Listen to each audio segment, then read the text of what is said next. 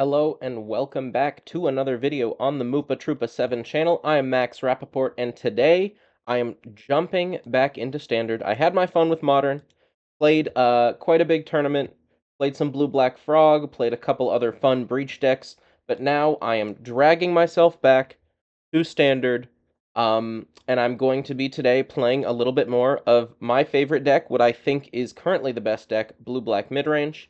Now, I have not been unaware of the Esper Pixie deck running around, so what I have here is a build of the deck that I think is tuned a little more towards the Esper Pixie lists.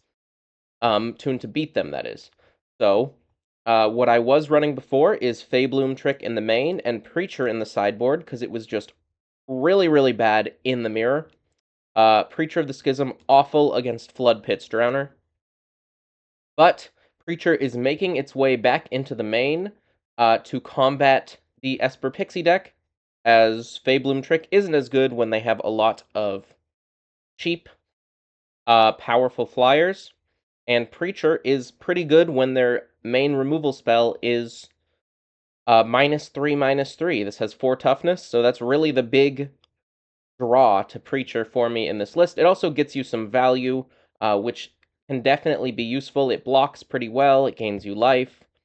It's a very good card. I just thought it was ill-positioned against a Flood Pit's Drowner meta. This also hopefully helps you in the mono-red matchups. Other than those changes here, this is a pretty stock list of Blue-Black Midrange. Got your Sirens, 4 cut down I think is necessary right now. 3 Go for the Throat, 1 Edict, 1 Nowhere to Run as my removal suite of choice. 4 Flood Pit Drowner, 4 Fairy Mastermind, 2 Phantom Interference as some main deck counter magic. Tishana's Tidebinder, because this card is incredible against Domain, mono-white, as well as the green-white deck that's running around.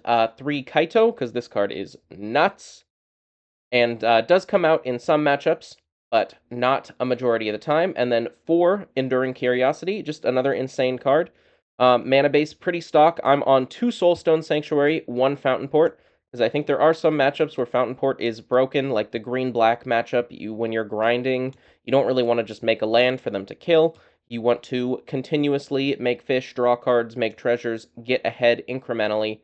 And in the sideboard, I have 2 negates for the mono-white decks as well as Domain. I think it's better than Disdainful Stroke because especially against mono-white, negate is better because they have a lot of 3-mana cards you want to counter. And against the Domain decks, they run Cavern a lot of the time, so you can't even counter their big Overlords. I'm finally moving over to 2 Duress. I have been against Duress for a long time, but I think part of the reason is every time someone plays a Duress against me, I feel like I'm winning by a lot, and there's been a lot of times where people board in Duress against me, and I don't think it's very good there, but that's not what this is for. This is to try and take Beanstalks, take removal spells, good against mono-white, good against Domain, good against the slower decks.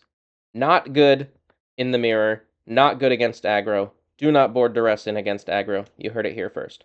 I have Fabloom Trick, because the reason I liked this card so much is it is insane in the blue-black mirror.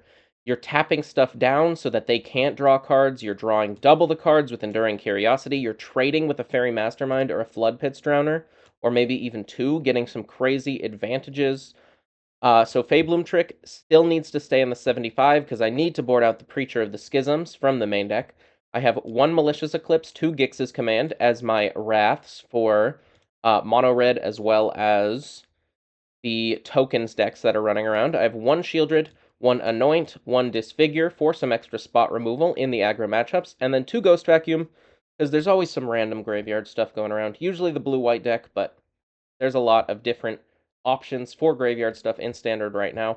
So this is what I'm working with. Haven't played Standard in probably too long, but the next Pro Tour is Standard, so we want to get ahead on testing. I'm really hoping that this deck stays on top because it seems so incredibly good.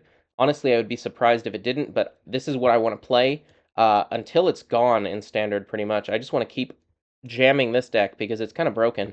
But yeah, that is what's on the docket for today. If you're enjoying the videos, please like, please subscribe, leave some comments, let me know what you want to see next. Let me know if I did anything wrong in the games, because I'm always trying to improve, and let me know if there's anything I can do to make the videos better. I work really hard on these, so it's nice to see some support, but yeah, let's get into the games. Alright, I am back and on the play for match number 1. Let's get into it with... So this is a mediocre hand, but I think I'm going to keep it because I do have 2 mana sinks to make use of all these lands. Flood Pit's Drowner can also be a play for 2 turns if I want to use it as a removal spell. Keeping in mind, this isn't the best hand, but I think it is good enough to keep on the play. So I'm going to start out with a Restless Reef, get that down, and see what my opponent does. So it looks like my opponent is on a mulligan to 4 cards, which is rather unfortunate for them. They do eventually keep, but yeah, it's hard to win on 4 cards. We'll see how much of a fight they can put up here, though. Hopefully not eating my own words and losing. They start with a Caves of Koilos, so looking like we're immediately going to get to play against the Esper Pixie deck. At least that's what I assume this is, but I guess we won't know until we play a little more. Let's see what they have on turn 2. All right, so going into their turn, it is the Esper Pixie list, as they're running Dark Slick Shores. We'll see if they try to get some kind of incremental advantage here.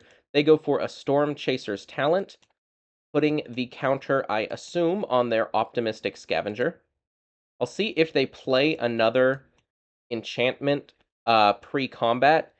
If they do not, I don't think they run any 1-mana instant speed enchantments to pump the Optimistic Scavenger, so I was considering just Flood Pit's Drownering mid-combat, trading with the Scavenger, because I do want to get that off the board. Yeah, if they attack me here, that's definitely still what I'm going to do. I'd much rather kill this than just tap it down for a turn, because that really doesn't stop it from providing any amount of value. So let's tap down the Pixie. Slow them down a bit.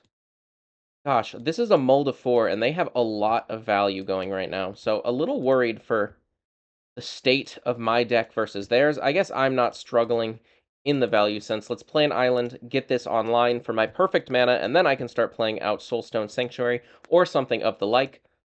See what my opponent has. They have a 3rd land, the Storm Chaser's Talent, that we knew about. So if they get in... Okay, so it's their last card is a Hopeless Nightmare, which is one I don't really care about.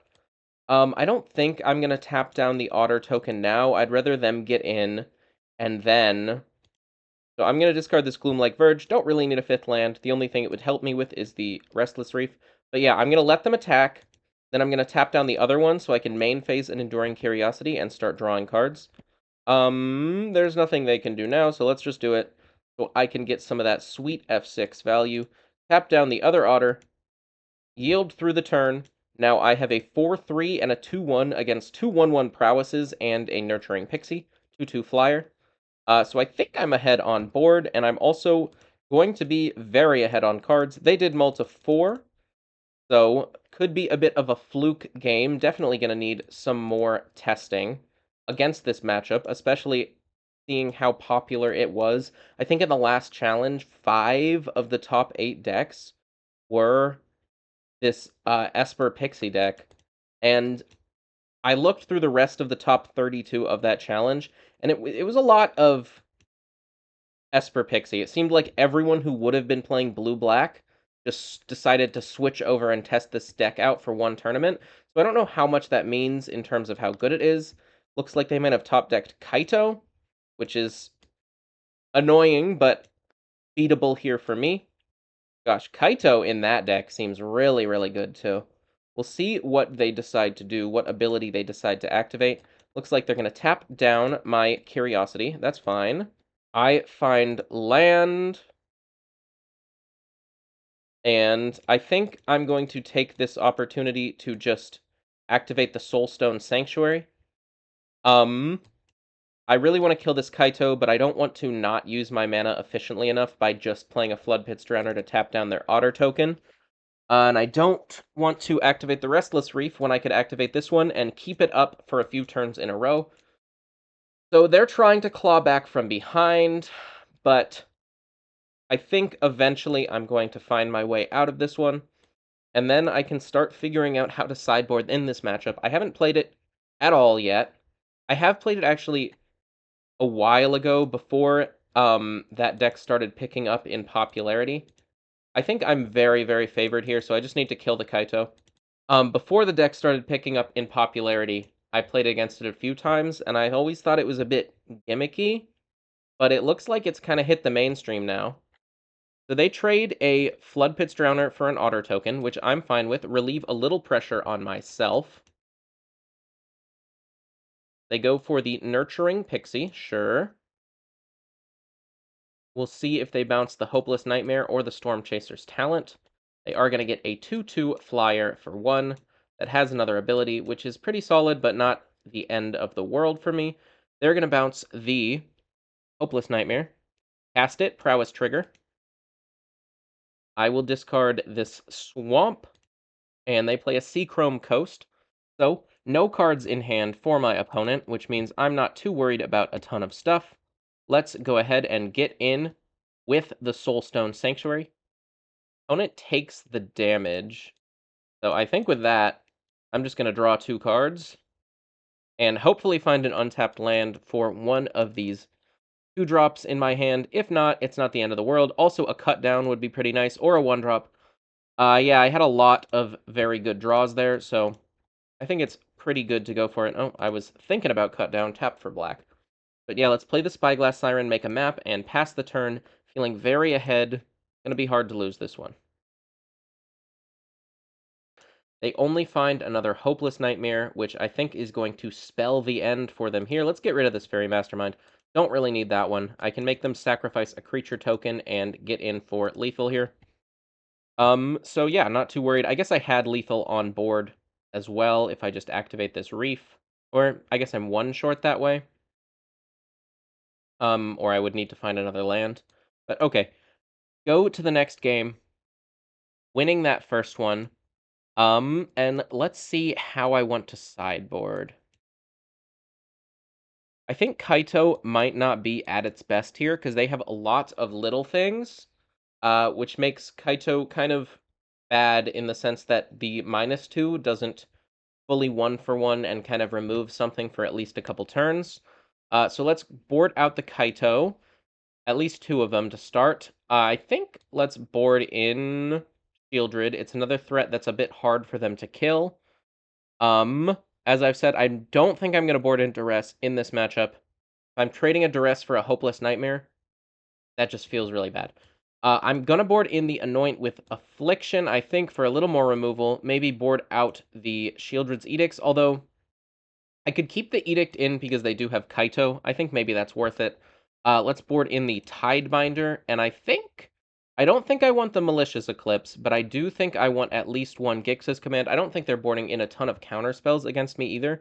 So maybe let's just go for the full control plan, board out another Kaito, and I think a couple of the Fairy Masterminds don't seem great, just because they can... they have the 2/3 flyer. I don't really want to trade this for a Pixie. There's not a ton of ways that I'm getting value out of it. Fairy Mastermind is, of course, just a really good card, so I'm going to keep in 2 of them still. And yeah, I'll try this sideboard, see how it feels, and as I get a better feel for the matchup, my sideboard plan for it will get more tuned and better. And yeah, I don't think this is a awful matchup. I think it's probably pretty even, but I definitely am not buying into the fact that that deck just destroys this one. It's the only real game I've played so far in testing.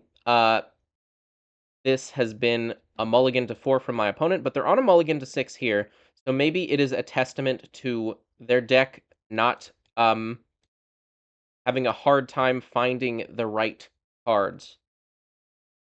So I'm going to lead off with Dark Slick Shores into a Spyglass Siren. I have a lot of lands, but honestly, I don't mind that too much in the matchup where my opponent is trying to Hopeless Nightmare me out. I will definitely take that. If they want to spend their turn hopeless nightmaring me, I'm quite alright with that. Let's see what the play is here, though. It's another Storm Chaser's talent, so I guess this is possibly another Hopeless Nightmare after that. Nope. Just playing a 1-mana 1/1 prowess, triggering their prowess, and getting in for 2. Sure. And they pass back to me. So I find a Shieldred's Edict, which maybe they go Kaito next turn, and that is when I'm going to want to use that. Let's crack the map, see what we find. Anoint with Affliction, I think that one goes into the yard. I think I'd like to find some more board presence. I do have a removal spell plus map crack for next turn anyway, so that is a good 3-mana play. I think with them just having the 2 1/1 prowesses, let's start getting in, and as they empty out their hand and run out of spells to cast, hopefully these prowess creatures will just stay at 1/1s, and I won't have to worry about them too much. But if they do get out of hand, I am happy to fire off a Shieldred's Edict on one of them, if it saves my life. They play a third land. They start with a Nurturing Pixie, so that's some more Storm Chaser's talents, some more 1/1 prowesses. I'm still not super worried about. So they have 2 2/2s. They'll be able to attack me down to 14 if they'd like. They'd like. I won't block. And that's going to be that turn. Okay, so let's go ahead and crack the map on... I think the other Spyglass Siren, let's diversify a little bit if I do get the counter on it rather than drawing another land. Nowhere to run. Do I want a nowhere to run? Had I kept the Anoint, it would be okay. But I guess I wouldn't have found it. I don't think I want more spot removal here. I am just going to go ahead and Shieldred's Edict them now, too, because I don't want to get... what's the card called?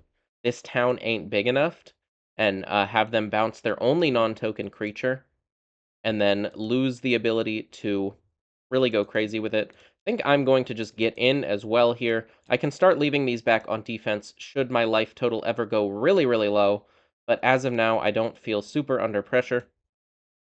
They have 3 1/1 prowesses. If they play a couple spell, that is 9 damage, which puts me down to 5, but they don't really have a way to close the game. Like, I'm not worried in the sense that the red deck can Monstrous Rage, it can shock you out, it can play Lightning Strikes. They have a lot of ways, or a lot more ways, to kill you once you get really low. They can attack with Screaming Nemesises that you can't block. So it looks like I'm going to be taking 6 damage here, which isn't ideal, and it might be time for me to leave at least one of these Spyglass Sirens back to block. Probably both next turn. But I would prefer not to have to trade them for the auto tokens. If my opponent has not this town's big enough now, that is going to be pretty good for them, because I do think I have to just run out this Shieldred and pass. If they don't have that card, though, I think it's over. I don't think they can attack through a Shieldred, nor do I think they can really beat a Shieldred. So let's see what they have. They haven't really had a good target for it yet. They are going to draw step. Maybe that's just a lack of a stop. I know Arena does it for you automatically. But they're thinking about it, which means they maybe don't have it.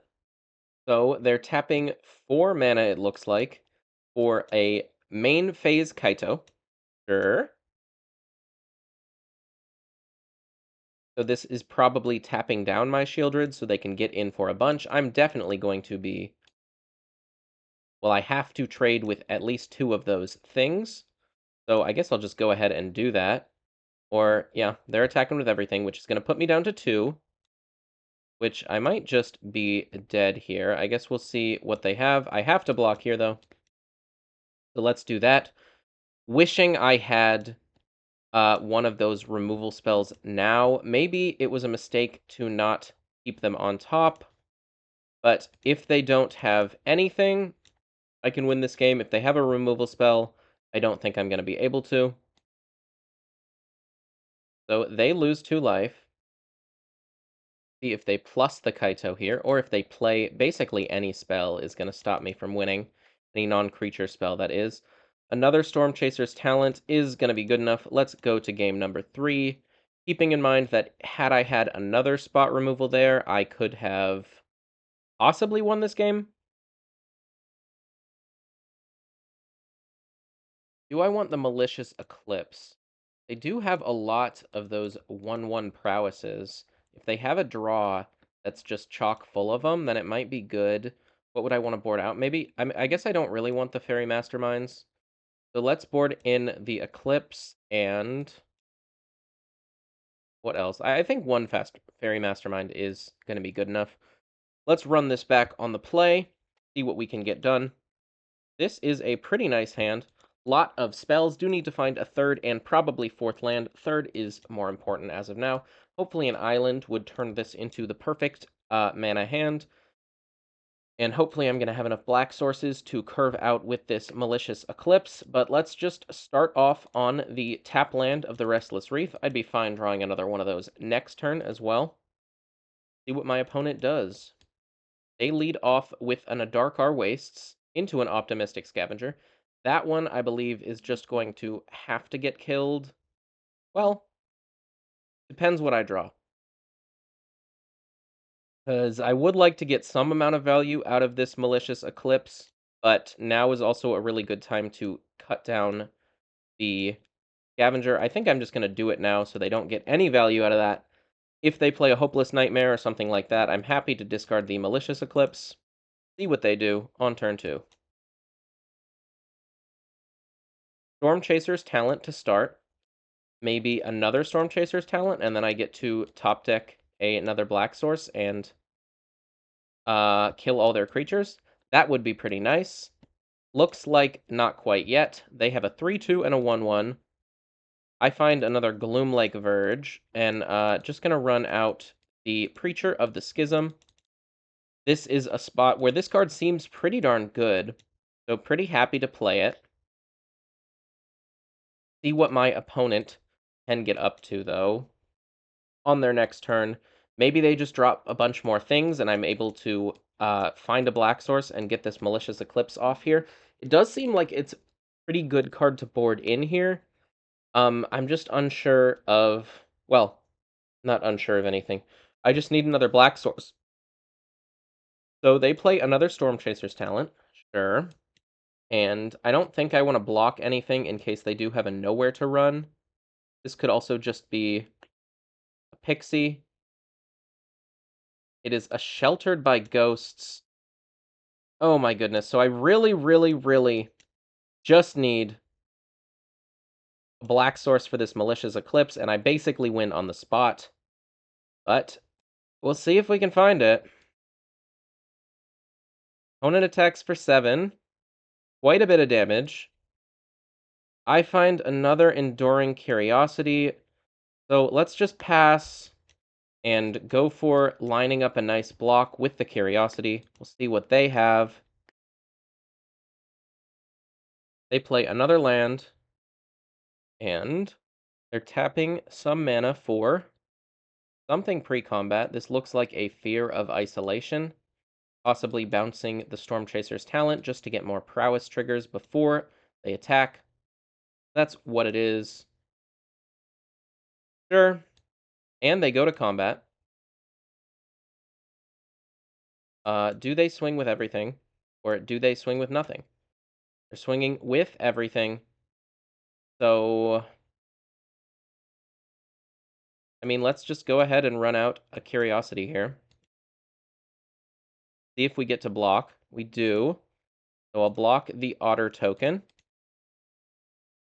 Try and get my Preacher back. It works. So wow, huge blowout for me. This is looking very, very nice now. And we'll see what they do post-combat. If they're just running out more 1/1 prowesses, then that's not super strong. I'm pretty okay with it, especially now that I feel like I have a bit more of a defense setup. I'm definitely going to be able to find a time to get this Malicious Eclipse off. They bounce another Storm Chaser's talent, sure. I find nowhere to run, which is a pretty solid one. Just definitely going to get in for 2, try and start drawing some cards. Finding the second black source. We'll see if they go for a 2-for-1 trade on my Preacher. I would also be okay with that. I make a 1/1 lifelinker to slow down their vicious attack. And even if I find nothing here, I can just go Nowhere to Run and hold up a Flood Pits Drowner, which is going to be pretty good. Let's see what we find. Yeah, pretty much nothing. So I'll just pass. Opponent can pre-combat the other Storm Chaser's talent. What they do.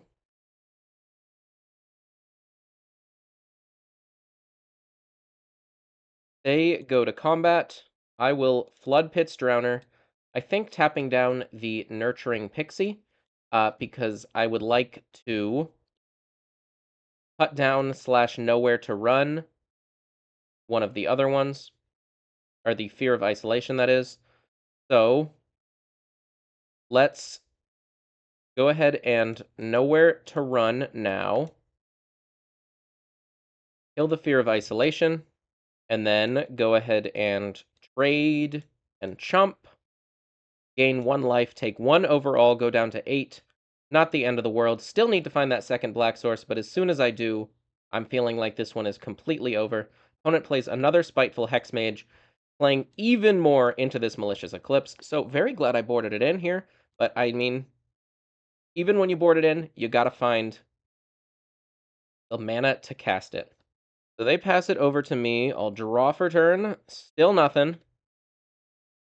So do I want to attack with both of my creatures here?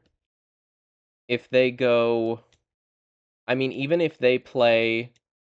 So it gives me the best chance of finding a black source for this Malicious Eclipse. If my opponent plays... Next turn, they top deck, this town ain't big enough. They can bounce this plus one of my things.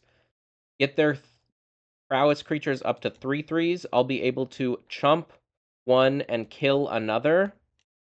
Because they'll bounce one of my blockers, which means I would take 6 and still be alive. So I think, yeah, let's go for the highest upside play of winning the game this turn, if I can find another black source. Make a 1/1. Opponent takes the damage. So this play also puts them down to 8, which means I have a pretty quick clock on them. Okay, so draw 2 cards. Hidebinder, and... Can we get the black source? Please! I've been waiting so patiently for so long. And go for the throat. So, not a black source. Let's play the Spyglass Siren. We get one more look at it here. I think I'm going to put the map on the Siren. That way, even if they do draw their best draw of this town ain't big enough, I can maybe trade with the Hex Mage and cut down another one of the creatures. I will put a Gix's Command into the graveyard. Do not need that one. Just want another black source. So, opponent takes their draw. We'll see if they can find anything good. Another reason I don't love Storm Chaser's talent is there's not really any instants or sorceries in that deck to return. I think it could benefit from maybe playing some more. I saw a blue-black version of that list as well that I liked, but looks like not the worst case, which I think I could have beat still, and I do end up winning this match without even needing to blow them out with the Malicious Eclipse. Let's see how long it would have taken to get there. Or Magic Online is, I guess, going to be bugged. But, yeah, 1-0 against the Esper Pixie deck. They did, of course, mulligan 2-4 in the first game. So maybe I'll get to play against it again and hopefully win.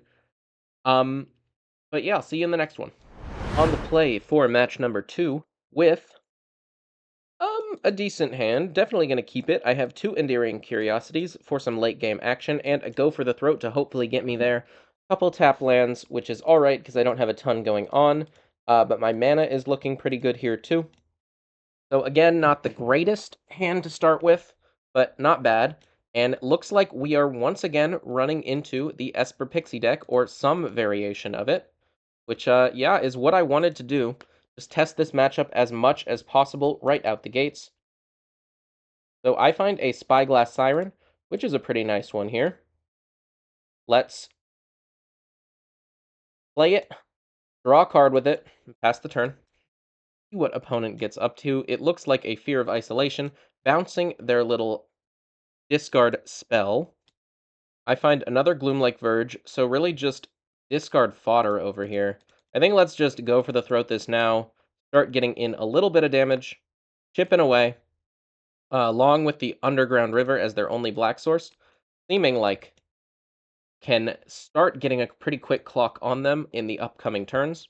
They play another Hopeless Nightmare, so they do get a lot of value in that deck, but like if they're struggling on lands a little bit, then this is a pretty unimpactful board play for using all their mana up for the turn, even especially when they're taking a damage. They play a Spyglass Siren, and do they have another land? They do.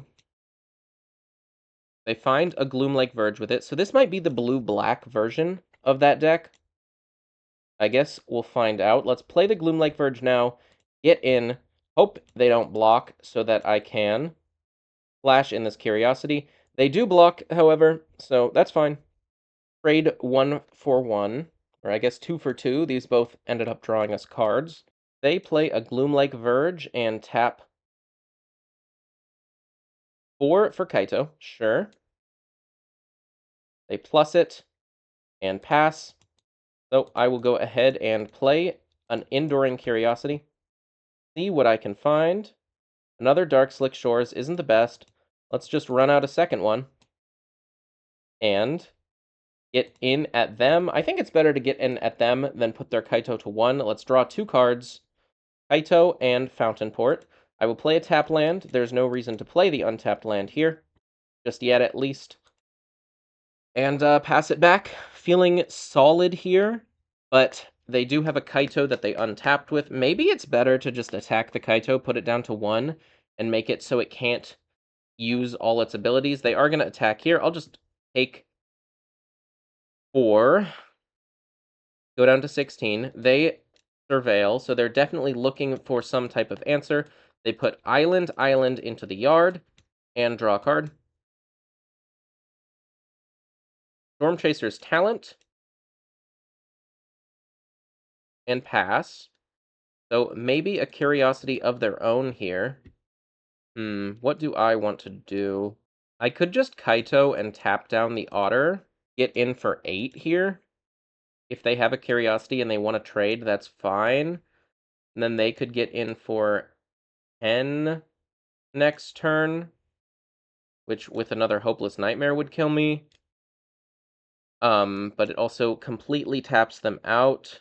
I could also just wait on this and see what they do, although Kaito gets pretty bad if I'm not able to get any value out of it this turn. If it just gets attacked down by their Kaito, that's pretty bad.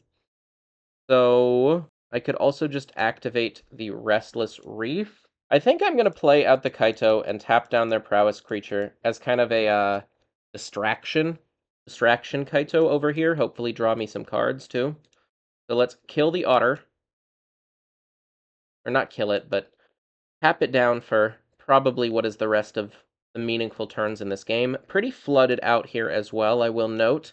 Discarded a couple lands to Hopeless Nightmares earlier, too. Would like some removal. Let's get in both of these at my opponent. Try and draw some cards and put them down low. Opponent plays a Nowhere to Run, so that'll kill one of my Enduring Curiosities. We'll see if they have another one to kill the other. That would be pretty darn bad for me here. That's one. Curiosity down. I do get it back, but still the tempo play is there regardless. Looks like I'm going to get to draw 2 cards and deal them 4, which is pretty good here. As long as we don't find more lands. There's another Kaito and another land.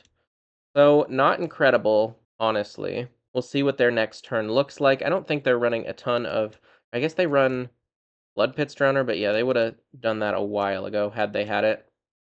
We'll see if they attack my Kaito or get in at me. Honestly, pretty happy either way. Either I get to keep a Kaito or I get to gain 4 life. And this also stops them from zeroing the Kaito to draw a card, but they probably just -2 it at this point. They play a Hopeless Nightmare. Again, like, in the late game, this is also just not very good. Let's discard a tap land. Really don't need that one. See what the next turn has in store for my opponent. Oh, I guess they do get to draw a card, because now I have lost life because of the Hopeless Nightmare. That's a pretty cool combo. They top one and put a Restless Reef into the yard. Okay. I find another land. So let's go to combat, see if they found the Flood Pits Drowner. They did not. So let's attack them for 4. Hope to draw some cards as well here. They bounce my thing as well as they're nowhere to run, which is pretty annoying, I will say. I'll play a land in my second main and pass the turn. I have the option to animate this Restless Reef and block the Kaito, even if they know where to run it. I can still trade with it. They're sacking a Hopeless Nightmare to scry, so let's take a look at what they're doing with that scry. Hopefully bottom. But they do have a lot of relevant stuff. They do go for the bottom, so I definitely still have a chance here, although I am feeling a little bit behind at this point. Might need them to make a mistake here. Okay, so they're going to combat. We'll see if they see this play that I have. They're attacking, and don't want to tap that for mana. I'd like to animate my Restless Reef, and they have one nowhere to run. Do they have the second one? Because the second nowhere to run will just put me out of my misery here. That's one. Still has Death Touch. And they have a cut down. Okay, so they are running some amount of instants and sorceries in this list. I'll take 4. They get to keep drawing cards with their Kaito. I do feel like my draw was pretty bad. Should any of these lands have been 2-drops, I would have been able to have much more mana-efficient turns, drawn a lot more cards with the Curiosities, and probably won this game. But I guess it's not over yet. I just need to find the 2-drops now. Okay, there's a cut down, which is, I guess, good now, because they have this Otter that I can kill with it. Their list is another one that I want to try out to see if blue-black midrange and that deck as kind of a hybrid could work. Okay, they're pumping their ninjas, and this means I have to chump. Let's cut down the Otter. Like, imagine I had a Flood Pits Drowner here. That'd just be so insane. But yeah, I am going to have to chump with my Curiosity here, which is pretty bad. We'll see. Maybe they just have a removal spell too. Yeah, so let's go to the next one. So against a Flood Pits Drowner version of this deck, is the Preacher even good? I definitely want this Tidebinder to help against Kaito, as well as the other stuff they are running with. I think I want 1 Gix's command, but it's probably not as good as in other situations. Kaito didn't seem great that game. I also didn't have any cheap creatures, so maybe that was a part of it. But I think I just want a board like this. I guess maybe get the Kaito out, get a Mastermind out. It doesn't seem great here. And board in a Shieldred and a Gix's command. Let's try this. Hope to win the next couple of games. Thinking about it a little more, I think I want to board out a second Fairy Mastermind for a Flood Pits, or for a Anoint with Affliction. So let's do that, resubmit. Alright, on the draw for game number 2. Let's hopefully have a little bit of a better draw than the last time. I think this is a keep, but running into a reverse problem as last time of I have the cheap stuff, but I do not have a Kaito or a Preacher, a Shieldred, a Enduring Curiosity to close out this game to go along with my cheap interaction. Opponent starts off with a Storm Chaser's Talent. I'm definitely just going to use my mana and cut down the token, because I'm going to want to keep up counterspells these next couple turns. There's a Tidebinder, which is looking pretty nice here as well. See what my opponent does. They are just passing the turn, so possible Flood Pits Drowner in their hand, but I really don't have to do anything about that. Spyglass Siren is an incredible draw here, as it allows me to get a play out as well as hold up my mana. We'll see what they do. They do go for the Flood Pits Drowner, so I could counter the Drowner, or I could just go to their turn and Drowner their Drowner. But I think I kind of just want to get one of these counterspells out of my hand now. I don't think they have the scariest stuff on turn 3 to tap out for. So let's do this and pass the turn. I mean, their scary thing to tap out for is Kaito, but they would need a attacker to be able to do that. So we'll just counter it and get it out of the way. Opponent plays a Preacher. So I have said in the past, I don't think that card is great against me, and I'm sticking with it here.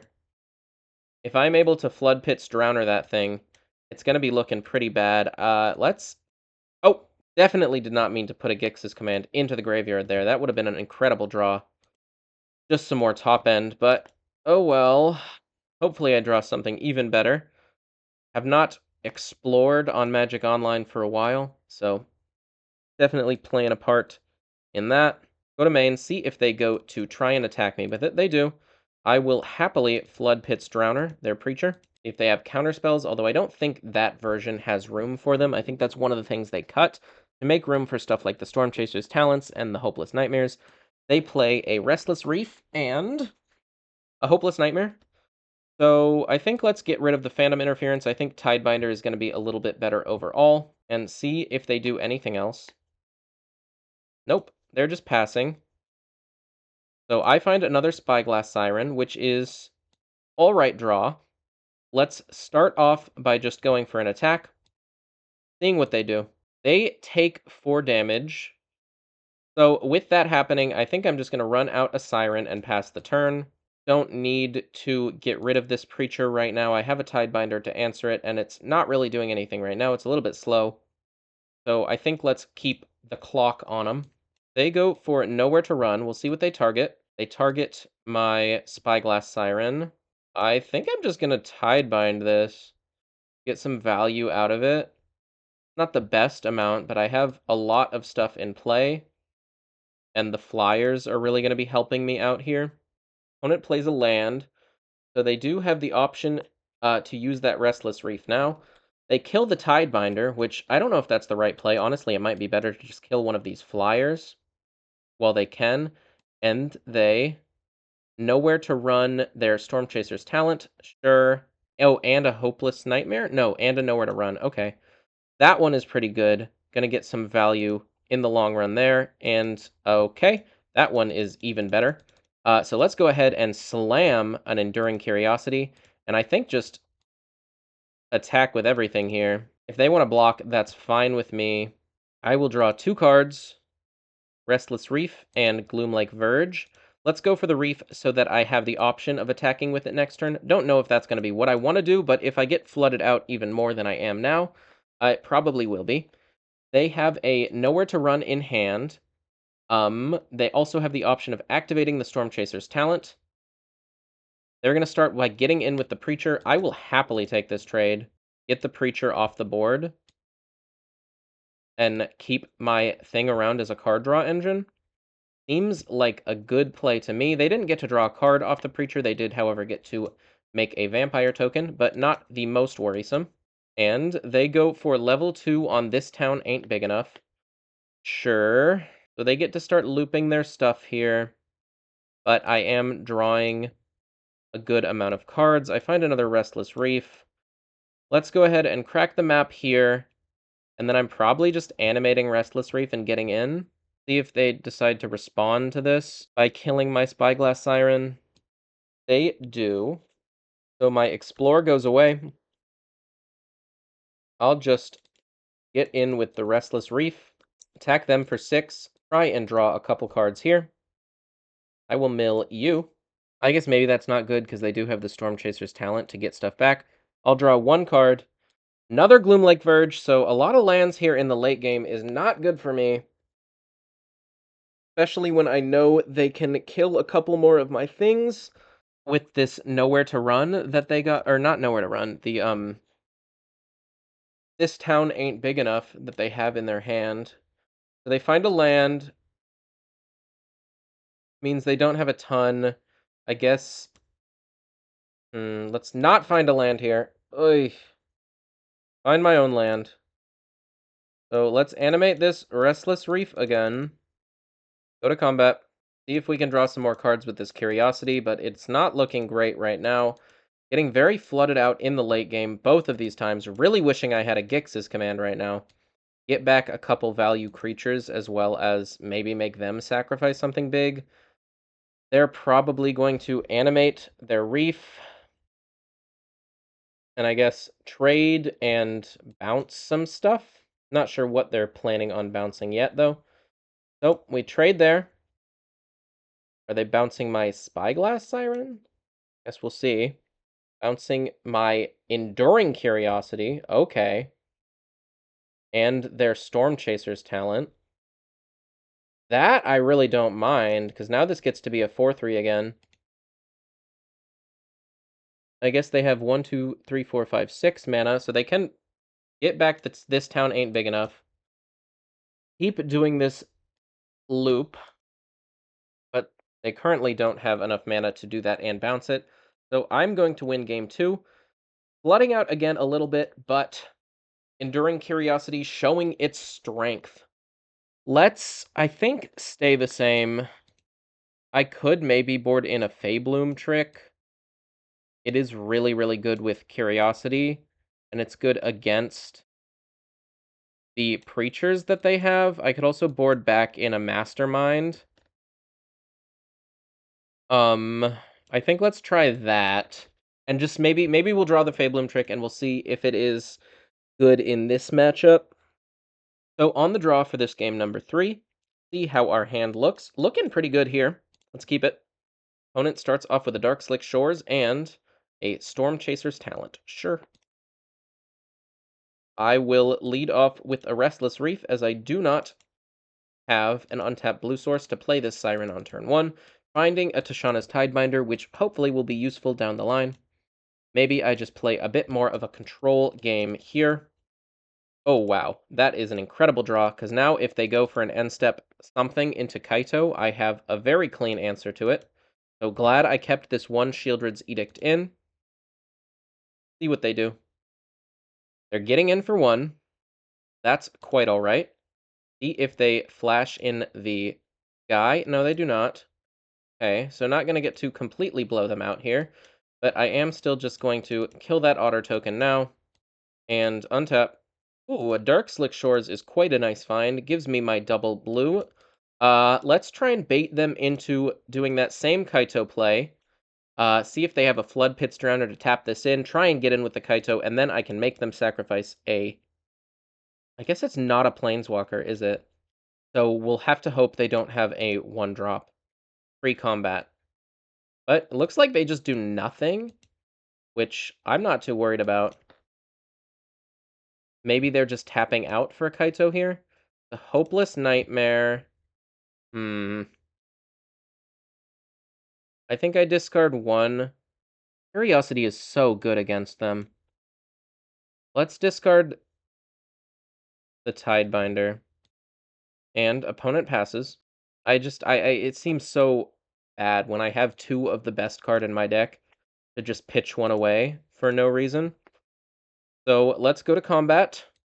See if they let me get in. They do. Let's get in. No blocks from my opponent. No reason to crack this map now when I have full utilization of my mana with these Enduring Curiosities. Now they cut down that. That's fine. I'll take the 1.5 for 1, I guess, with the map token. And they find no land and pass, also choosing not to activate their Storm Chaser's talent. Let's just flash in an Enduring Curiosity and see if we can get some value out of it. Or if we trade it away for a Nowhere to Run or something like that, that's fine too. Guess I could have also just activated the Fountain Port, but I think with 2 of these Curiosities in hand, I should just start getting them onto the board. I also have the option to draw a card with the map token.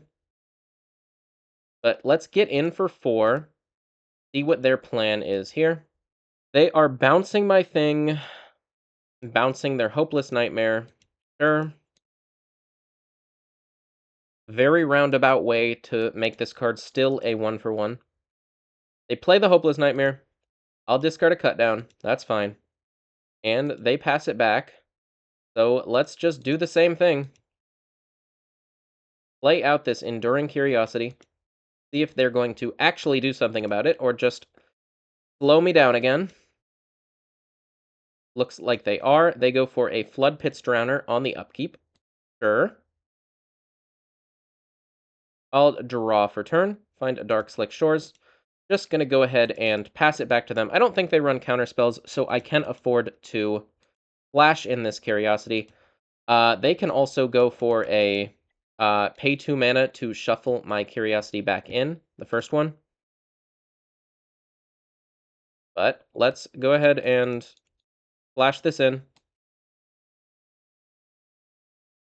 See what they do. Probably just shuffling this away now. Yep, that makes sense. Hopefully they don't have a removal spell for my second Curiosity, and I can get some value with it. Possibly a Nowhere to Run, possibly another something, but I found a counter spell for it now, so not as scared of whatever removal they could have. Let's get in, attempt to draw a card, hold up some counter magic as well as a couple removal spells. Wow, with that draw, I'm gonna slam it.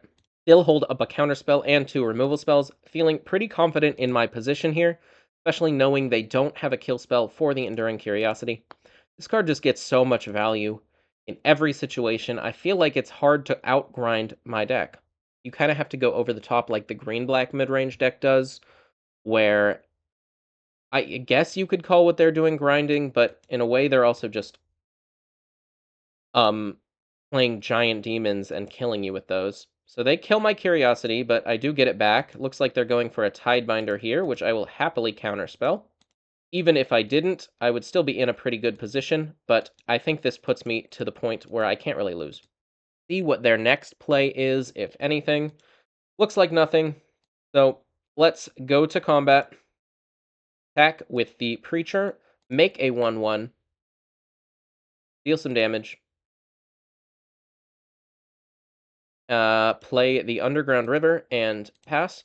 Drawing another cut down, so I have 3 removal spells in my hand now. Feeling pretty safe against anything they should decide to do. They level up the Storm Chaser's talent, sure. If this town ain't big enough, sure. I mean, they do have infinite bounces, and guys, it's just an insane amount of mana to sink into it. Let's make a fish. And just have more creatures to draw cards off of. We'll see if they bounce my stuff now. Even if they do, I really don't care at this point.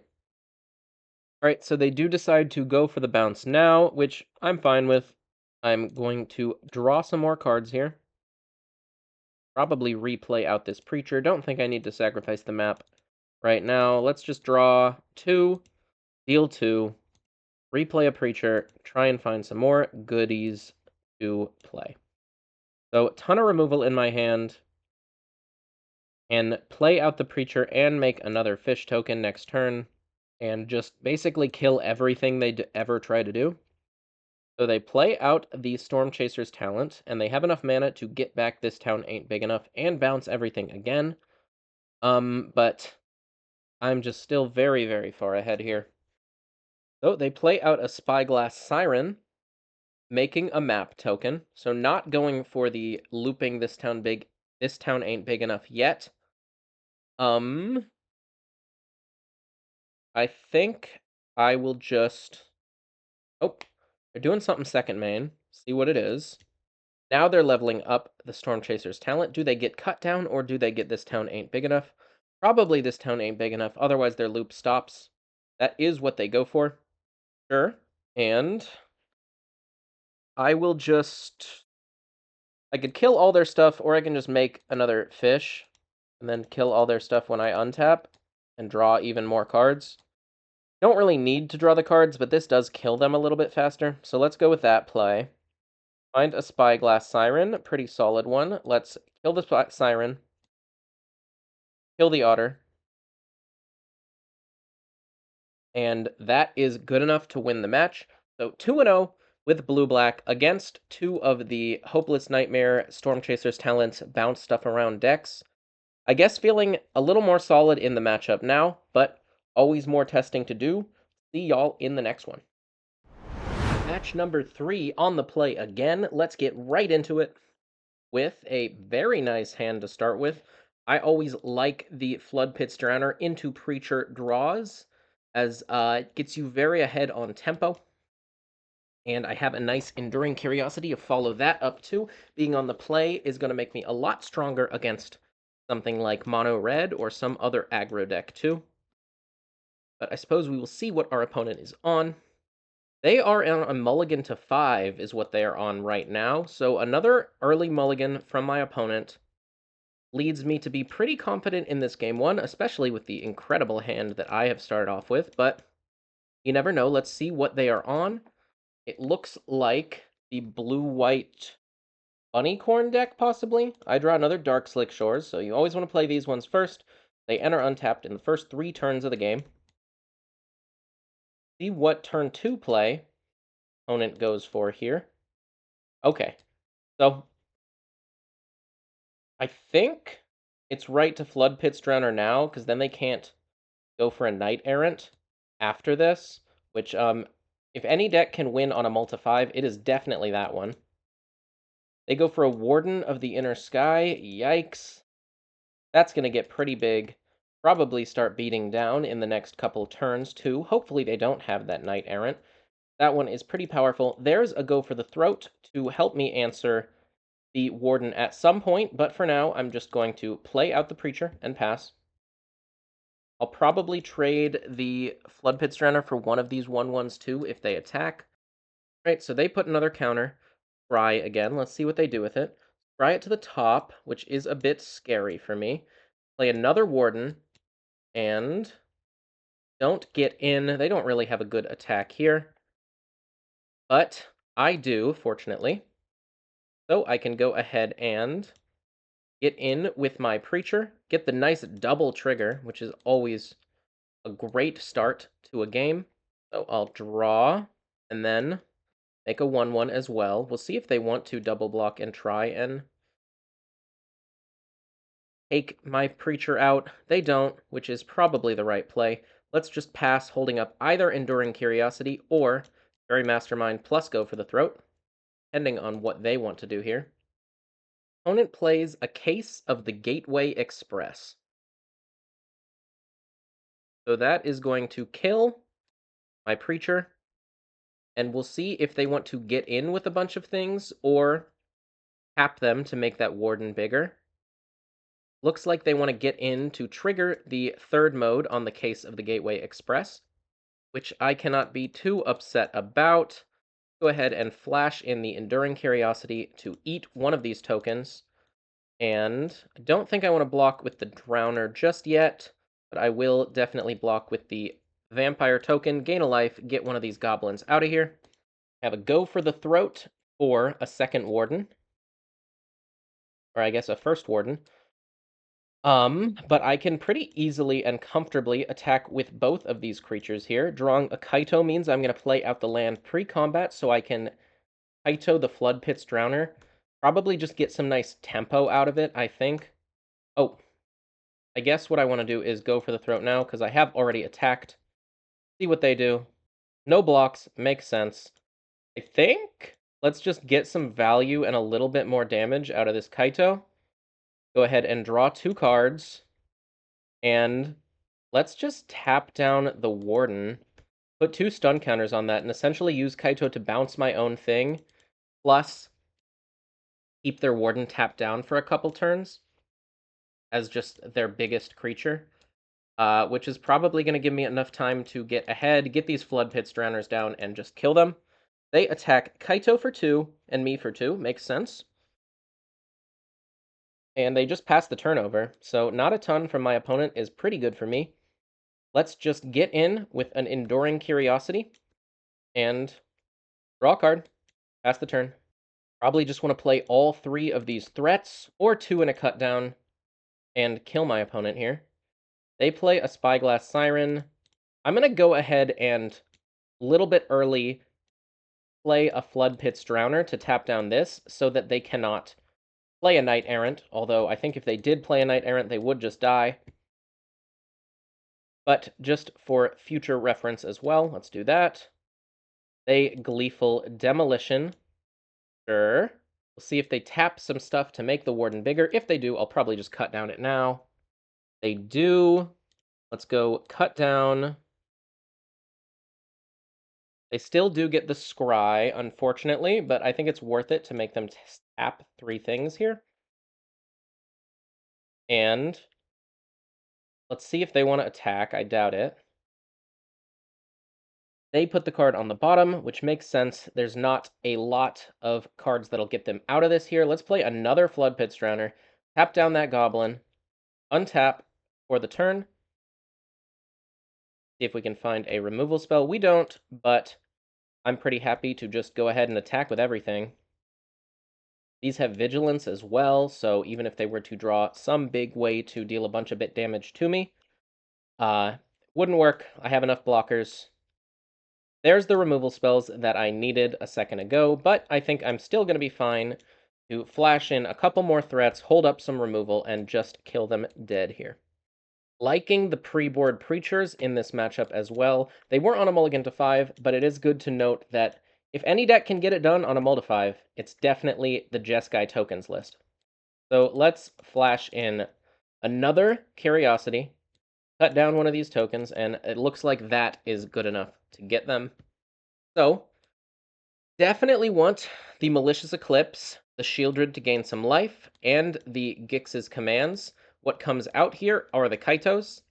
So, been boarding the Kaitos out a lot. Maybe the meta is just not right for Kaito. Maybe I should go down to 2 in the main and play one less Flood Pit Strander. It's possible the Deep Cavern Bat list could be rising in popularity now. That seems pretty good against the, or at least okay against the Esper Pixie list too, although it does get outclassed in the air. I think Fey Bloom Trick is gonna be alright here, but let's board in these other cards first to see what we need. Shieldred's Edict, not the best removal spell here. Cut down, also not great. I think staying at 2 Tidebinders is the right amount. And, oh, didn't board out the Fairy Masterminds yet. Excuse me. Yeah, so against aggro matchups or decks where I want to board into a control deck, I usually take out Fairy Masterminds, take out Kaito, and maybe one Curiosity. Although here it looks like I have enough stuff that I can keep in one Curiosity, keep in one Fairy Mastermind as just a pretty solid late game play, and go for this. But yeah, the Mastermind in this deck is really to help you play as a aggro control deck game number 1. Gonna keep this hand, starting off with a Spyglass Siren into a couple counter spells. On the draw might be a little bit slow, but hopefully I can get up to 5 mana to cast this Gix's command and get a nice blowout with that. Also, the Flood Pit's Drowners slow them down quite a bit as they can tap something down and block, which buys me more time to find the lands to cast the Gix's command. They're going to get in for 1, which I am very happy about. It means they're not tapping this for either Convoke or something else scary. And they just pass the turn. So I find a cut down. I'm going to get in for 1, because I don't think I'm blocking with the Siren next turn. If they go for a Resolute Reinforcements, do I want to counter it? I think so. I think it's usually right to just not let them get the tokens on board. This will slow them down quite a bit, make it so an Imidane's Recruiter isn't great next turn, and just use one of these counter spells earlier so that I don't have to keep holding up the mana every turn. They play a Battlefield Forge as their 3rd land, so possibly taking quite a bit of damage to cast their spells, which I'm pretty okay with. Looks like they need to take at least a couple more, or whatever it is they're doing. Sheltered by Ghosts, I do not really care about. They can have a 2/2 lifelink. Sheltered by Ghosts is much scarier when it's on something big that I can't cut down. And they play another Novice Inspector, so again, not really scared about any of the stuff they're doing here. Let's just pass the turn. See if we can flash in this Flood Pit's Drowner to trade with the Novice Inspector. Also be fine to counter a Knight Errant should they tap out for that, or an Imidane's Recruiter. Well, no, Recruiter's fine. Let's let them have that. See what they want to do. They can go to combat. I will go ahead and tap down the 3/2 Recruiter. See what they attack with. If it's just the Novice Inspector, I'll take 2. This, essentially, Sheltered by Ghosts has taken this card out of combat. Sheltered by Ghosts really, I think, should only be coming in the mono-red matchup. I'm still just going to block, I think, to start trading off resources. I am a little bit behind on lands, but not super worried about that right now. It looks like they're almost out of gas, and I have a counterspell, a Flood Pits Drowner, so I have some stuff to do still. Opponent cracks a clue. That's fine. See if they go to combat here. I'll happily flash in a Flood Pits Drowner to try and trade. They crack another clue, sure. And no attacks. So I think let's just Flood Pits Drowner, tap down the Recruiter for another turn, and make it so I can crack this map token to try and find some more lands. I think I'm getting to that point where I really need them now, but I find a tapped one, so let's just go ahead and attack for 2 and pass. Don't need to find lands as I already found one, and I'd like to hold up this Phantom Interference, so Restless Reef is a draw that I am quite alright with. Opponent plays their 5th land and is tapping out for the backside of Imidane's Recruiter, training some troops. I'm definitely just going to counter that one. Don't want to give them 2/2/2s. That would also give them the ability to utilize the mana advantage they currently have. They, again, can't really get in with the Novice Inspector. I find another tap land, which is a fine draw for me. I'm just going to get in with the Flood Pits Drowner. They take 2, as expected, and play this creature. But yeah, the Sheltered by Ghosts really not that great when their creatures aren't very big. I have a ton of ways to trade for a 2/2, so it just doesn't really matter that they have a Sheltered by Ghosts here. It's honestly just making it so that this creature can't trade off with one of my more effective threats. Let's see if they have the 3rd Imidane's Recruiter. No, looks like they're going for a nice big Knight Errant, which is a little bit scary, but not the end of the world for me. We'll see what they find.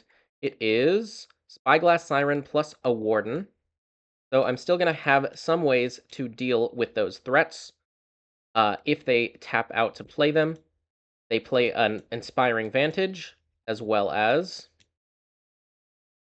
Spyglass Siren, and presumably the Warden, and they're probably tapping some stuff to make it a bit bigger for now. So they scry 1, they put it on the bottom, which is good for me.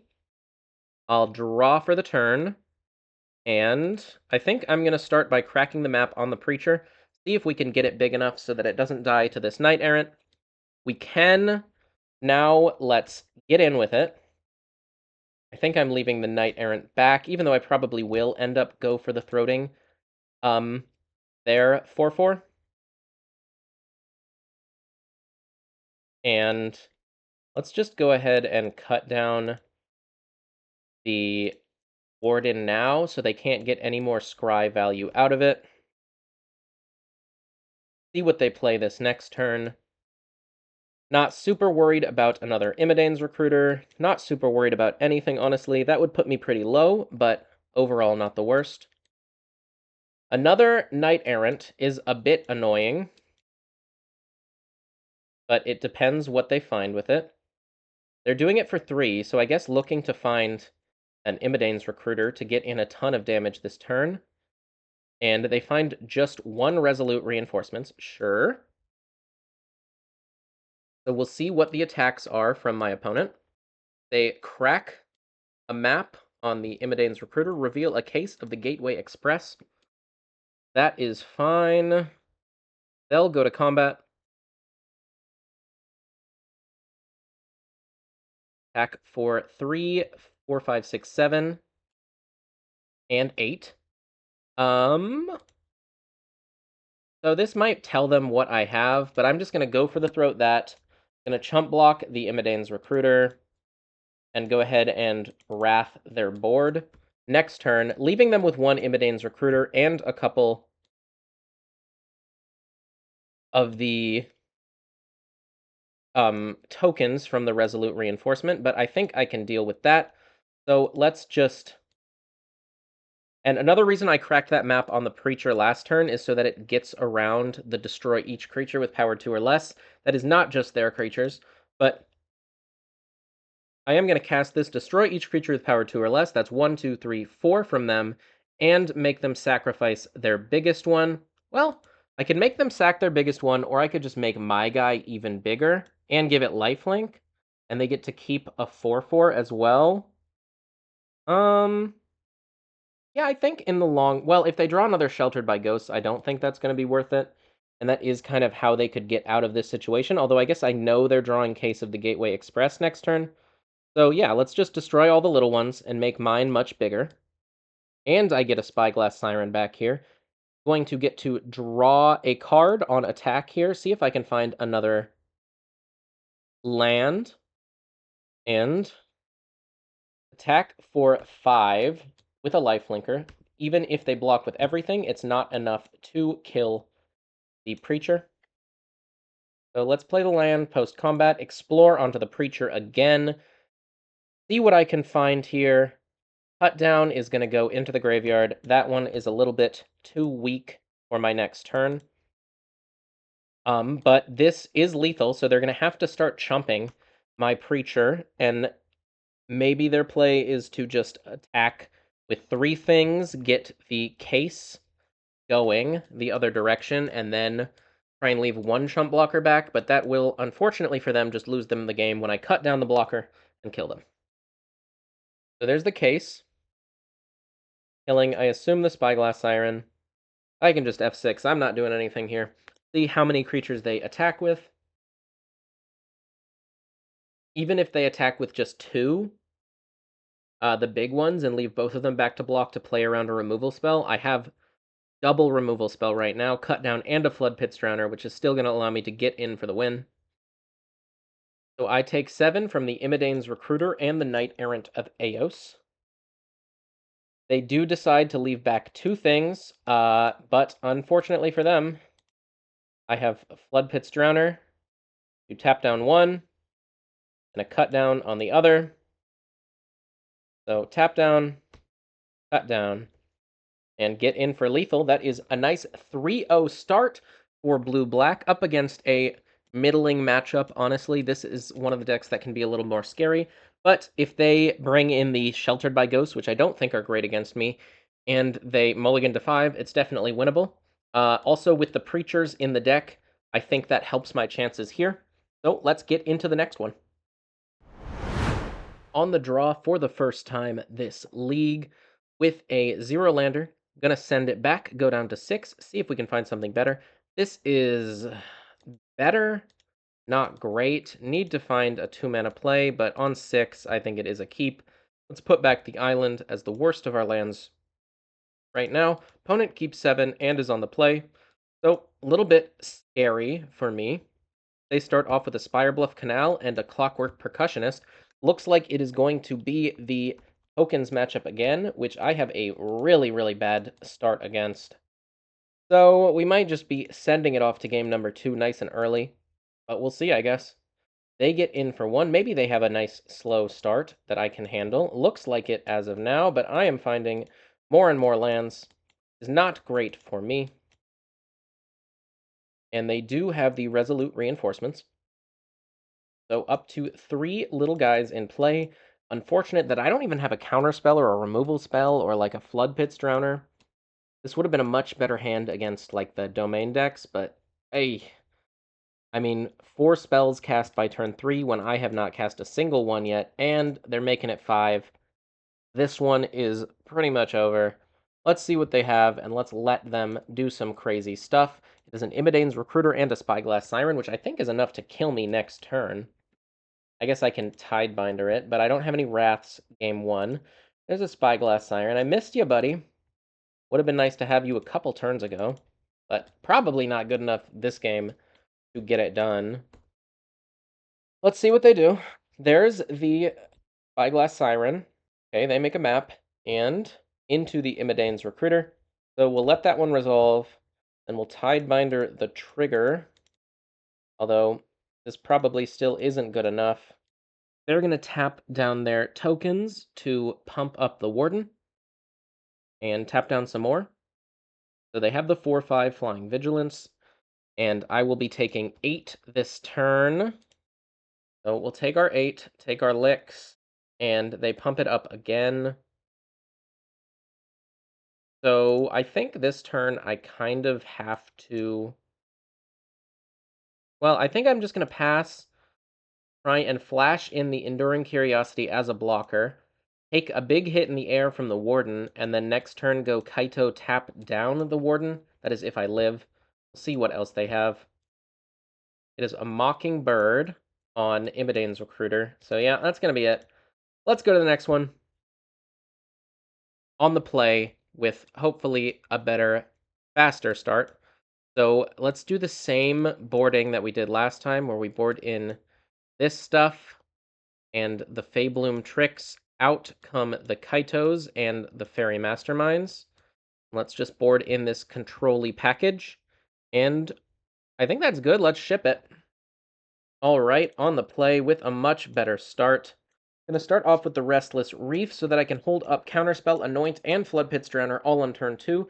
Then I can maybe play this Spyglass Siren if I'm not hitting my third land by then, or I can just play it as a mana-efficient play if I do. Opponent on 7 again, so let's play out the Restless Reef and pass. Definitely a much better start than the previous game up against them, but it was either that hand or go down to 5, which you never really want to do. They have a Warden of the Inner Sky, which is a pretty good one. Also a pretty good target for this Anoint with Affliction, though. Let's see what they do. They go for a Spyglass Siren. I think I'm going to let that go for now and see if they decide to do anything else. It looks like they're just attacking here. So that's fine. I may end up firing off this Anoint on whatever they use the map on. They go for another Warden. Do I want to counter that? Yeah, let's just counter it. Use this counterspell now. Next turn, I can go ahead and Tidebinder the other Warden, and then I don't even have to Anoint it. I guess I could also play out a Spyglass Siren, plus hold up Anoint and Floodpits Drowner. But I think next turn is a turn I want to get some value from the Tidebinder, so let's just hold up 3 mana here. They go for the tapping down of their things. I will go ahead and Tidebinder this trigger right away. See if they have maybe a Case or a Sheltered by Ghosts. They do not. I find a Soulstone Sanctuary, and with no removal spell from my opponent, let's not attack in case they have Resolute Reinforcements, but let's just slam the Shieldred, as I think it's going to be a pretty hard one for them to deal with here. They have the Resolute Reinforcements, so glad I didn't attack. And they're going to need another creature plus another land in order to case my Shieldred away, although that would be pretty scary if they have it, which it looks like they might. I do get a nice block if they want to get the flip side, or the solved side of their case going, but maybe they don't even have it. Looks like they're starting off with a Knight Errant, tapping 4 of their creatures. That's fine. See what they find with it. 2 Imidane's Recruiter, and do they have the Sheltered by Ghosts? Or I guess the case works here too now. No, they're just cracking a map. Okay, so that's a bit of a relief, honestly, for me. And I could tap down the Knight Errant and get in for 7, but I think it's going to be a bit better to just attack with the Shieldred and hold up the rest of my stuff for whatever they're doing next. So let's get in with Shelly, put them down to 10. They're blocking?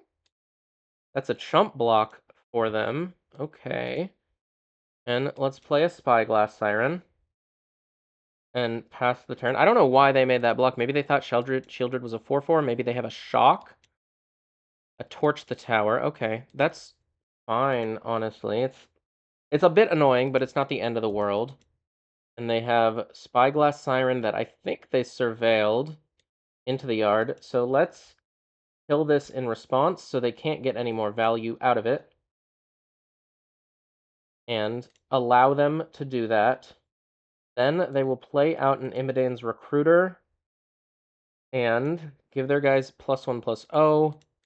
I'll go ahead and tap down, I think, just the Spyglass Siren, because I'd be down to trade for the actual Recruiter. Yeah, let's trade for the 3/2, and then I will start getting in with this Soulstone Sanctuary, I think. Let's animate. Save this cut down for a later turn. Go ahead and attack for 4. And crack the map on the flyer. Find a Restless Reef. So they can get in for a fair amount of damage here, but it's not the end of the world if they do. Novice Inspector, so this is 1, 2, 3, 4, 5, 6, 7, 8, 9. But if they attack with everything, they just die on the swing back to an animated Restless Reef. So they can probably only attack with a couple things here. And that is the second Imidane's Recruiter. And they go ahead and just leave one thing back, excuse me. So if I do find a land, then that is going to be lethal for me. So able to race my opponent here. Pretty nice. See if they concede or they make me do it. Either way, I'm going to get a win and send us to game number 3. Cool. Don't think I'm changing anything on the draw. Just going to feel a little bit worse about going into game number 3 on the draw. Oh, I guess maybe Disfigure is better than Shieldred's Edict. Yeah, I think so. On the draw, I can maybe catch a turn 1 Warden. And if not, maybe it'll trade for a 2/2, which is a bit better than what Shieldred's Edict usually does in this matchup. Starting off with a mighty fine hand here. Spyglass Siren, Flood Pits Drowner, Tideminder, all to slow my opponent down while I get up to this Gix's command. Opponent is on a mulligan to 6, but they are on the play, so some pretty scary stuff could happen here. Another Spyglass Siren is fine. I'm definitely just going to lead off with this one. And pass the turn back. Hope they don't have one of their crazy starts, which it looks like they don't. Good for me. Let's go ahead and crack a map on my Siren, make it a little bit bigger, hopefully. Find a cut down, which I think I want to put into the graveyard to just try and find more lands with. Let's play a second Siren and just pass the turn. Opponent. Resolute Reinforcing makes sense here. Possibly going for a Knight Errant now, but I do have the Go for the Throat for it. They Mockingbird the Resolute Reinforcements and then go for it. Wow, that is a bit scarier. We'll see what they find here. They find Imidane's Recruiter and Warden, both of which are pretty darn good here. So I guess I'll go ahead and map up this one. Find my 5th land, which is also pretty good. I'll go ahead and pass the turn, expecting a big power play here. They play a Spyglass Siren and a Warden. Tapping 3 for the Warden. Do I want to kill it now? I think so. No, I think I'm going to go for the Throat, the Knight Errant, so that they can't really attack with anything, and then next turn I can Tidebinder the Warden and go for a turn 5 Gix's command, which will still kill it. Or maybe it's better to just chump this and kill this now so they can't get any scry value out of it. Yeah, let's go for that play. Don't want them to hit a 3rd land here. See what they attack with here. Might be everything. Might be just the Knight Errant. I think I'll go ahead and chump just for the 1 turn. Warden is gone. They have... Oh. Oh no. Casting another Knight Errant here is pretty scary.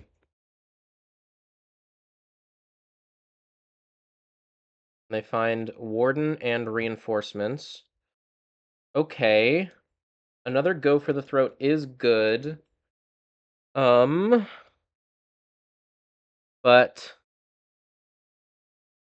let's just go ahead and play the tap land, pass the turn, and see what they do. They find a land, so if they go for the Imidane's Recruiter, I will just torch the tower. They're going for just an alpha swing. I'm going to go ahead and go for the throat one of these and take 10 damage exactly. Then hope they don't have a way to kill me. Let's just kill everything with the Gix's command. They will get to Resolute Reinforcements into untap Imidane's Recruiter, but unless they find another land, that's not going to be enough to kill me right away, and I am going to have a little bit of time to try and recover, but it is pretty scary. I think they're definitely making the right plays here. There's the Imidane's Recruiter, so getting in for 7 this turn is pretty scary. I go down to 3. Let's see what find off the top. Another Flood Pits Drowner is not the worst.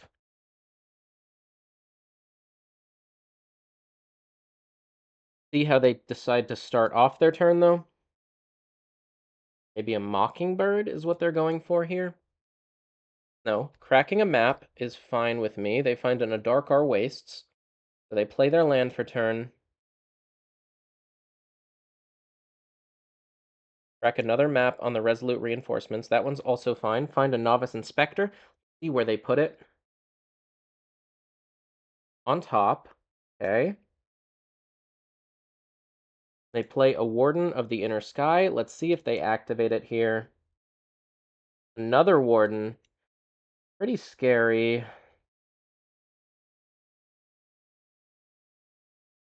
So let's go ahead and Tidebinder the first one. Need to draw a Shieldred or maybe another Gix's command here. And then I'll go ahead and tap down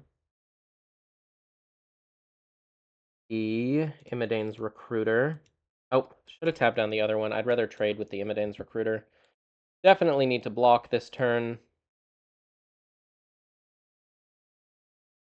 And untap. Find a Go for the Throat for the other Warden. I think let's just go ahead and fire that off now. And pass the turn this turn. See what they do. Do have this Restless Reef as well. They play a Novice Inspector and another Imidane's Recruiter, and that does not kill me just yet, but it does get pretty close. So they go to combat. I will tap down the Novice Inspector, and I have to find another Gix's command here if I want to stay in it, or I guess my Malicious Eclipse. So we have to trade and trade. Opponent has a lot going on. I have pretty much nothing. Find a Preacher of the Schism is not going to get it done, and that is 3-1 on this league. Very close games. Think my opponent played really well there. So maybe could have played a little bit better to save a little more damage and try and get this Preacher going, but that is going to be it for this one. As I said in the last one as well, that's a pretty hard matchup, I think, especially with my start game 1. So let's just get into the 5th and final match here. Alright, match number 5 on the draw again, with a pretty reasonable aggro start, hoping to not play against mono red with this hand, but I do have a couple Spyglass Sirens, which are one of the better cards in the deck, kind of the glue that holds it all together, and they are starting off with a basic forest, so possibly a domain deck, or an overlord deck, and also possibly one of the green-white mid-range creature decks. I guess aggro, pretty aggressive. They don't have an elf on turn 1. This could also be green-black mid-range. regardless of what it is, I feel like I have a pretty solid start against it. Looks like it is green-black, which is, not the worst matchup, not the best. I'm still figuring out exactly how to play against the versions without Unholy Annex, as I'm kind of just getting back into the swing of Standard right now. But I did find that I was doing pretty well against the versions playing a ton of Unholy Annex, because Fairy Mastermind is just so good there. And they go for a Scooze. I think I'm just going to counter that one, because that one can get pretty scary as the game progresses. So let's use our mana to counter a spell here. They are stuck on 2 lands, also pretty good for me. Let's go ahead and play out Fountain Port. And I think just play out the second Spyglass Siren over cracking a map here. There's not really a ton I'm looking for, so let's just get a little more pressure on. I can also use the Fountain Port to turn these maps into cards, although I think using the maps will probably just be better. So let's get in for 1, hoping to just find a turn I can play down this Fairy Mastermind with no chance of it getting removed, and then I can start to pump up my stuff, put a lot more pressure on, and hold up Phantom Interference against a pretty slow and non-impactful start. I think here I just want to use my mana, as I have so much to do with it. I don't really need to hold this Fairy Mastermind, which is something I like to do against them. Like, if my board was completely empty, there'd be no reason to play out this Fairy Mastermind. It just gives them something to use their removal on in a deck that doesn't run any, like, flash creatures, which is kind of where you can get your advantage in the matchup, is plays that put you far ahead on tempo. So this turn is going to be dedicated to cracking my maps. So let's play out the island. Keep a Flood Pits Drowner on top. Put a counter on this Siren as well and get in for 4. So quite a bit of damage coming through. And I think this one is pretty much over with a counterspell, a Mastermind, a Sanctuary to apply even more pressure in a couple turns, and the Flood Pits Drowner on top. Don't see a world in which they can beat that combination. So let's just go ahead and play out this Mastermind. If they kill it, again, that's fine. And untap. Draw. I'll play out the Soulstone Sanctuary. And attack for 6 damage. They take it. And we'll see what play they go for next turn. A lot of flyers on my board right now. It's going to make it pretty hard for them to do anything at all. Also have this Phantom Interference up, and that is going to be game number 1. So, up against green-black midrange, all we've seen is a Scavenging Ooze and a Cut Down, so we don't know exactly what version they're on, but I do think I'm pretty pre-boarded against this matchup. The Preachers aren't incredible here. They're pretty bad against Glissa, but they're fine. Definitely want another Anoint with Affliction. Can trim on the draw. I want at least 3 cut downs just for their elves. But overall, cut down is not the best card. So let's bring in the Anoint as well. Feybloom Trick, also pretty good here. And I will cut... could cut Nowhere to Run, as it doesn't hit the Preacher. Oh, meant to cut 2 of those Preachers. Found the cuts. Let's submit this again. Ooh, on the draw for game number 2. Pretty, I mean, very good hand. A lot of incredible cards, but not going to be good enough with only 1 land. I guess I could risk it. It's like such a free win if I find a couple lands in a row, but I think just going to have to send that one back, not get greedy. Keep this one, put back the Soulstone Sanctuary, standing by the fact that Fountain Port is better in this matchup specifically, which is why I have 1 in. And opponent starts off with the Llanowar Elves. Yikes. Kind of wishing I kept that other hand now, as this is just pretty mediocre, and that was, like, perfect. I could have cut down the elf and everything. See what they do, though. The Glissa, and I have no clean answer to it, so it looks like we're going to be going to game 3 pretty quickly here.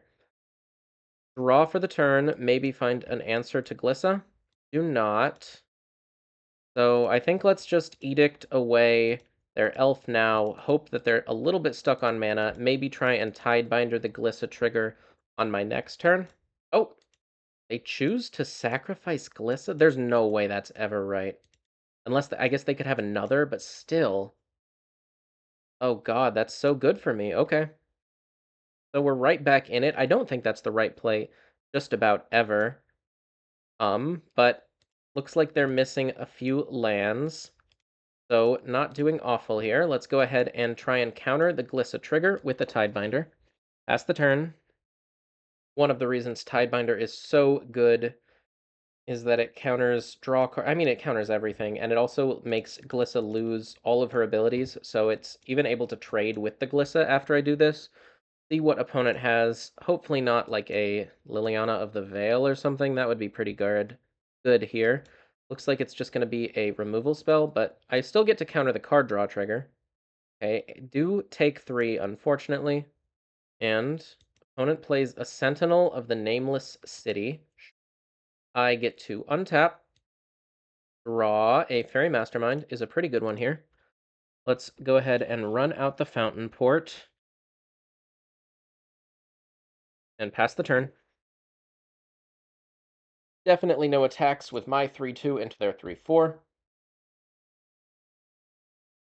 They probably have a removal spell of some kind for the Tidebinder here, which is pretty annoying. But no, they're just going to combat. They make a map. I'll go ahead and flash in this Curiosity. And then the plan is to block both. Looks like, ooh.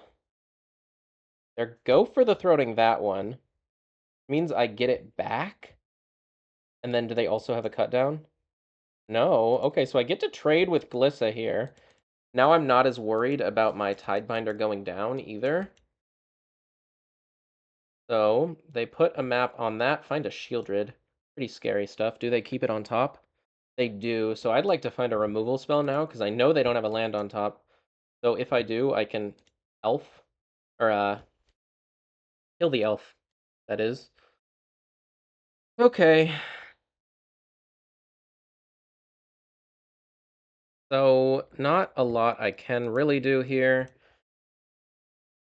They're going to get in with the Sentinel. I can't really stop that.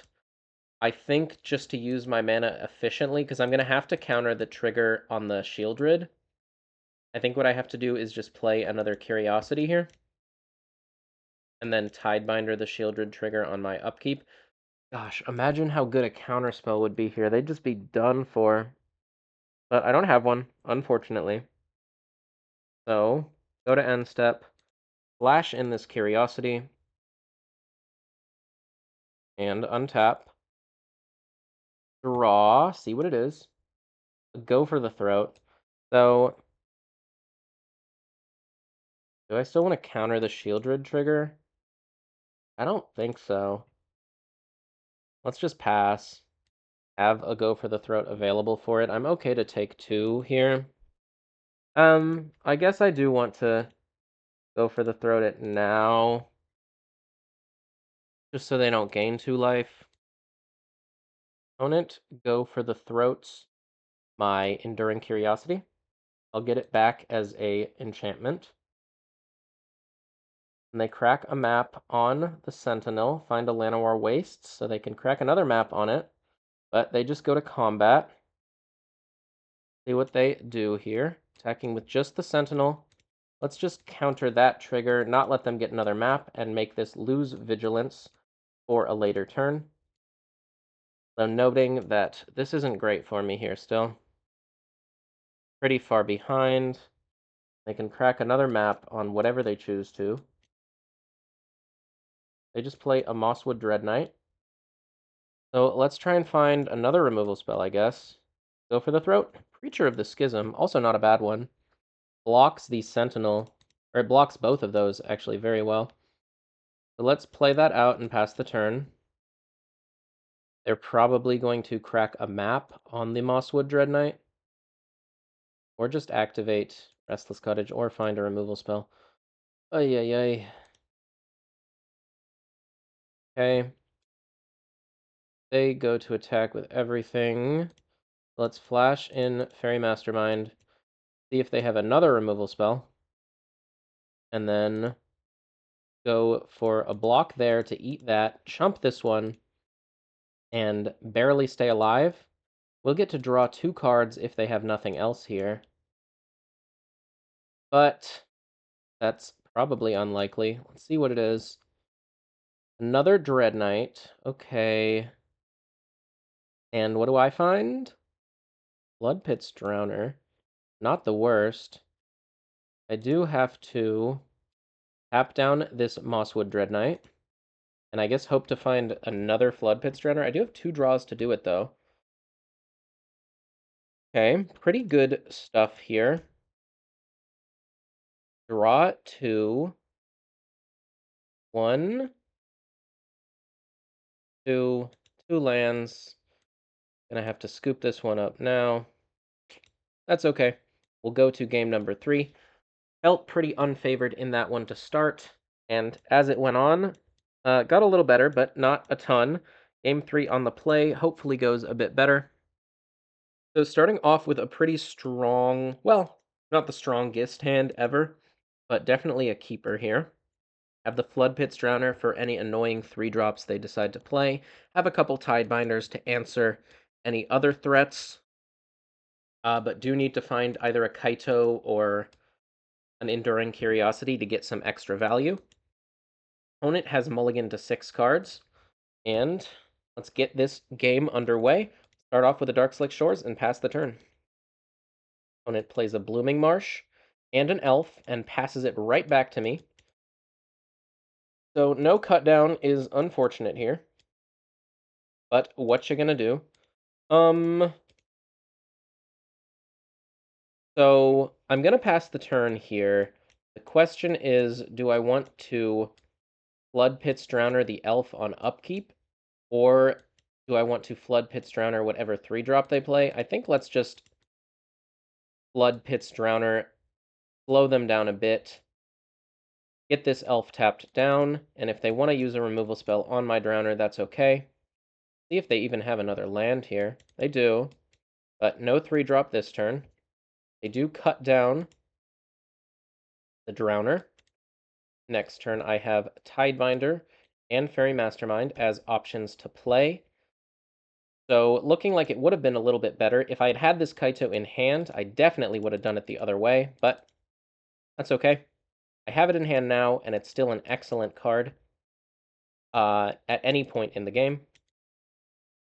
See what my opponent plays here. Looks like nothing. So if they play nothing, I really don't have a reason to play anything either. Let's just draw for turn. And, with an Enduring Curiosity, do I still just want to run out the Kaito? They probably can't use their mana on my end step. And it does get a really nice big body into play. I can also tap down their Elf, which maybe puts them back a couple more turns. They didn't have a 3-drop to run out that turn. So let's just do that. Tap down the Elf. Keep them hopefully constrained on mana. Farther away from playing 5-drops. They could play out a Shieldred now, though, which they do. That's pretty darn good here. So I can Tidebinder the draw trigger, tap down the Shieldred. That just leaves me so far on the back foot, though. So let's just take our draw and see what it is. Then I can make up my mind. That means I'm going to get to play a Fairy Mastermind regardless. So let's go ahead and Tidebinder this trigger on the Shieldred. Go ahead and play my land. And I think just cash in the Kaito to tap down the Shieldred even longer. See what my opponent plays here. 5th land, so feeling it a little bit. And Unholy Annex. Wow, that is not the best play they could have made. And another Llanowar Elves. Okay, this is looking up a bit. They might have another cut down for this Fairy Mastermind, but they are taking 2 here. And hopefully I'm getting to draw a card as well. If they had a cut down, they probably also would have already played it on this Tidebinder, and maybe it's still better for them to do that. So, wow, this is looking pretty nice for me here. As I've said, I don't think the Unholy Annex version is... I mean, maybe it is the right way to build the deck, but it's definitely not the best way to beat blue-black.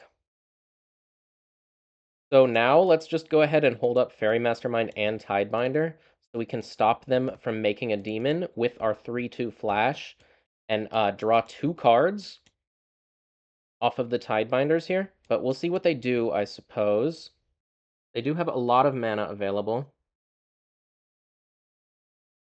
But yeah, it looks like they're just unlocking the Ritual Chamber. And when they unlock this door, they create a 6/6 demon, but I will Tidebinder that. Meaning this Unholy Annex is just going to keep doming them for 2 as well. And it doesn't look like they have more removal. Doesn't look like they have much of anything here, honestly. So let's go to end step. Their trigger goes on the stack. And I will flash in a second Fairy Mastermind. You draw 1, lose 2. I draw 2, lose none. Very good exchange for me here. The Fairy Mastermind is just so incredible against that card, which this card is phenomenal, but having to play against Fairy Mastermind, I think, makes it not worth the include a lot of the time. Let's go ahead and attack with everything. If they double block one of these Tidebinders, I can blow them out by cutting down one of them, which will inevitably kill both. And they take 1, 2, 3, 4, 5, 6, 7 damage, go down to 4 life. I will play a Kaito and just tap down their creature, apply even more pressure, much as I possibly can this turn. I'm going to be able to animate the Soulstone Sanctuary, so even if they play a demon here, I think they're probably still pretty dead. And I think they've stopped running Archfiend, so unlikely they even have a demon to play. Another Unholy Annex, and a Llanowar Elf. And if it's nothing else, then these Unholy Annexes are just going to kill them. So yeah, I guess it's just a complicated way to say I concede. That is going to be 4-1 in this league for me. Pretty nice one. Get a couple qualifier points. Don't think I'm going to have enough to play in the standard qualifier, but possibly. If you enjoyed this video, please like and subscribe, and keep an eye out for more blue-black content.